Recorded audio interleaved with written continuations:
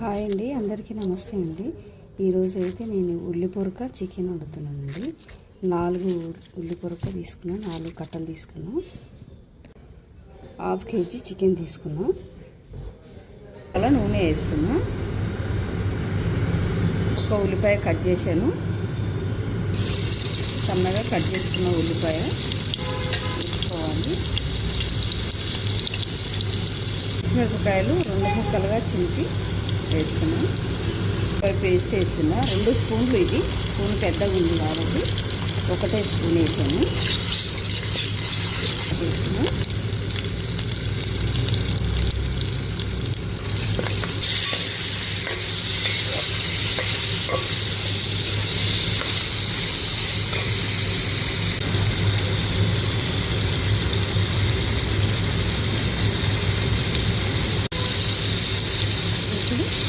సరిపడా ఉప్పు వేసుకున్నాం.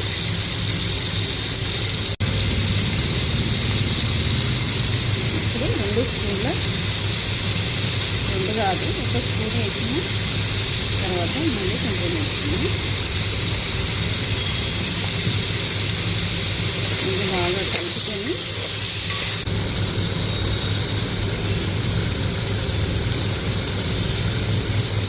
మూడు స్పూన్ల కారం వేసినాను నేనైతే. మీరు తక్కువ తినే వాళ్ళు అయితే తక్కువ వేసుకోండి, ఎందుకంటే ఇది కొంచెం కారం ఎక్కువ వేస్తే తీసుకుర కదా, కారం ఎక్కువ వేస్తే బాగుంటుంది. ఎందుకని నేను కొంచెం కారం ఎక్కువ వేసి కొన్ని కట్ చేసుకోవాలి. ఇలా బాగా ఎక్కువ నీళ్ళలో కడుక్కోవాలి.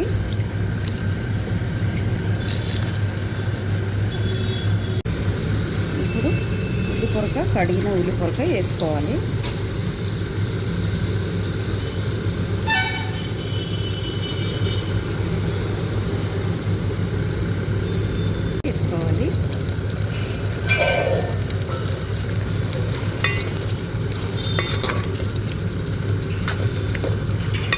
నీళ్ళు వేసుకోకుండా ఉడికించుకోవాలి. ఇది నీళ్ళు వేయని అవసరం లేదు, ఈ నీరుకే ఉడికిపోతుంది.